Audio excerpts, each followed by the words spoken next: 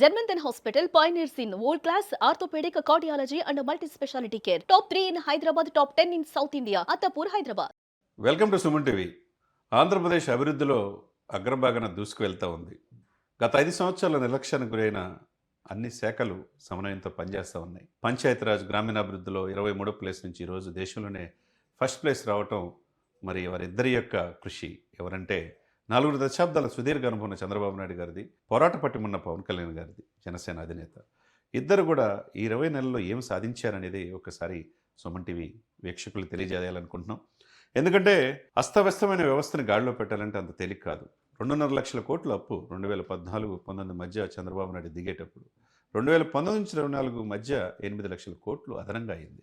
అంటే 10 లక్షల కోట్ల అప్పులో ఉన్నప్పుడు ప్రాధాన్యత క్రమంలో అన్నీ పూర్తి చేయాలంటే అంత ఈజీ కాదు.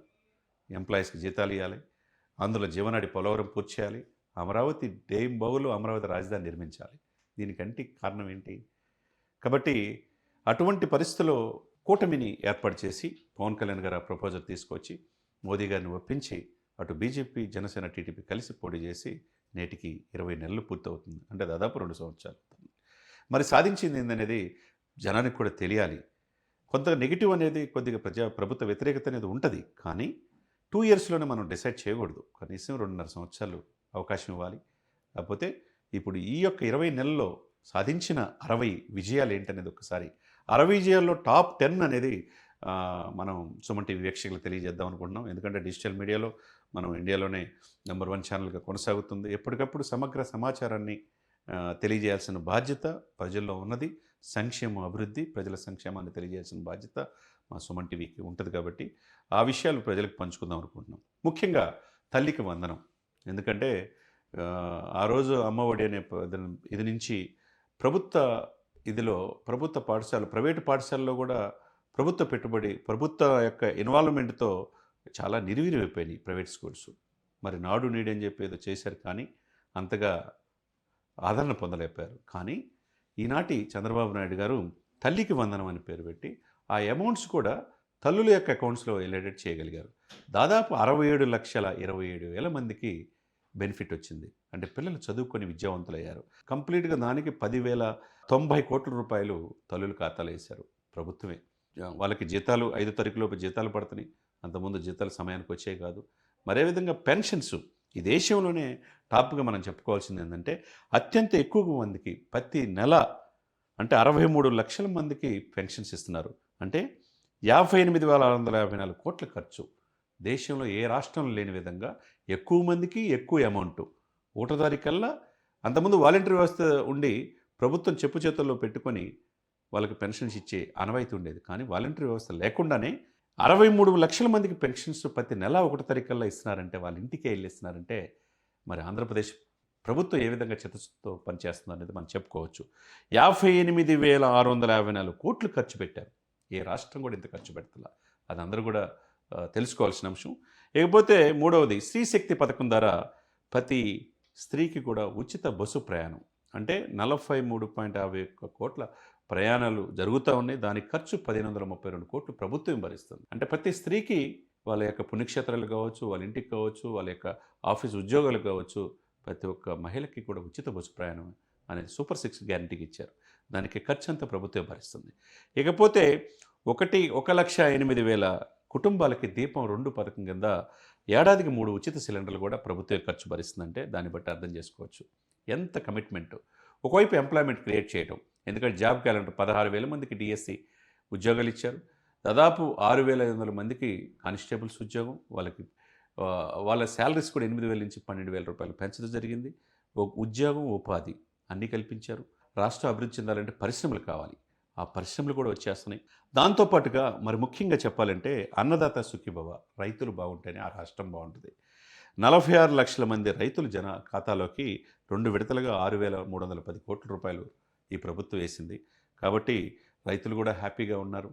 ఒకవైపు రైతులు, ఒకవైపు వృద్ధులు, ఒకవైపు మహిళలు, ఒకవైపు యువత అందరూ కూడా చాలా సుఖ సంతోషాలతో ఉన్నారు. వీటన్నిటితో పాటు జల్ జీవన్ మిషన్ ద్వారా గత ప్రభుత్వం చేయలేనిది 28,000 కోట్ల రూపాయలు శాంక్షన్ చేయించారు ముఖ్యమంత్రి గారు, deputy chief minister Pawan Kalyan గారు. దాని ద్వారా అనేక మంది దాదాపు మనకొచ్చిన సమాచారం ప్రకారం అమరజీవి ధార ప్రాజెక్టు కింద 1,21,00,000 మందికి ఉభయ గోదావరి జిల్లాలో బెనిఫిట్ అవుతా ఉంది. దానికి మొదటి విడతగా 3,050 కోట్లతో ఖర్చుతో ఆ పథకం కూడా ముందుకెళ్తా ఉంది.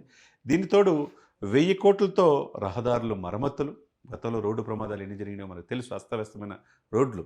ఇప్పుడు రోడ్డు శాఖ గ్రామీణాభివృద్ధి శాఖ మొత్తం పంచాయతీరాజ్ అంతా ఎవరి పరిధిలో ఉంది? పవన్ కళ్యాణ్ గారి పరిధిలో ఉంది. ఆగమేఘాల మీద రోడ్లు వేస్తున్నారు. మన్యం గ్రామాలకు రోడ్లు వేశారు. 1,000 కోట్లతో రహదారుల మరమ్మతులు, 3,000 కోట్లతో నూతన రహదారులు, తర్వాత 4,000 కిలోమీటర్ల పల్లె పండగదార రోడ్ల నిర్మాణం. ఇవన్నీ గతంలో ఎప్పుడు చేయాల. ఇది అన్నిటికంటే ముఖ్యంగా ఏంటంటే 13,326 గ్రామాల్లో ఒకే రోజు గ్రామ సభలు పెట్టారు. పంచాయతీరాజ్ గ్రామీణాభివృద్ధి మంత్రిగా పవన్ కళ్యాణ్ గారు వరల్డ్ రికార్డ్ సాధించారు. ఇది చంద్రబాబు నాయుడు గారు, పవన్ కళ్యాణ్ గారు కృషిగా మనం చెప్పొచ్చు. ఇది 2,600 కోట్ల దాంట్లో పనులు కావచ్చు, అనేక రకాలుగా వాళ్ళకి రిలీజ్ చేశారు. 2,600 కోట్ల రూపాయలు. దీంతోపాటు 3,000 పనులకి శ్రీకారం చుట్టారు. 13,336 గ్రామ సభలు పెట్టి వరల్డ్ రికార్డు సాధించారు. ఇంకపోతే విశాఖలో 1,25,000 కోట్లతో గూగుల్ A1 డేటా సెంటర్ని మిగతా దేశాలకు కూడా అండర్ గ్రౌండ్ విశాఖపట్నం కేంద్రంగా అది కూడా వస్తుంది. దానివల్ల వేలాది మందికి ఎంప్లాయ్మెంట్ కలిగే అవకాశం ఉంది. ఇకపోతే నిన్నగాక మొన్న అమరావతిలో క్వాంటమ్ వ్యాలీ కూడా శంకుస్థాపన పనులు ప్రారంభించారు. ఇవన్నీ కూడా చూస్తుంటే ఎప్పుడూ లేని విధంగా Andhra Pradesh day and night Amaravati పనులు శరవేగంగా జరుగుతున్నాయి. అటు శాసన కార్యనిర్వాహక న్యాయశాఖలన్నీ కూడా సమర్థవంతంగా పనిచేస్తాయి. లా అండ్ ఆర్డర్ గాడిలో పెట్టేశారు. టూరిజం డెవలప్ అవుతుంది. అఖండ గోదావరి ప్రాజెక్టు కూడా మనకు ఉభయ గోదావరి జిల్లా తీసుకొస్తూ ఉన్నారు. ఒకవైపు ఆధ్యాత్మిక క్షేత్రాలని తిరుమల తిరుపతి పవిత్రని కాపాడటంలో ముందుకెళ్తూ ఉన్నారు.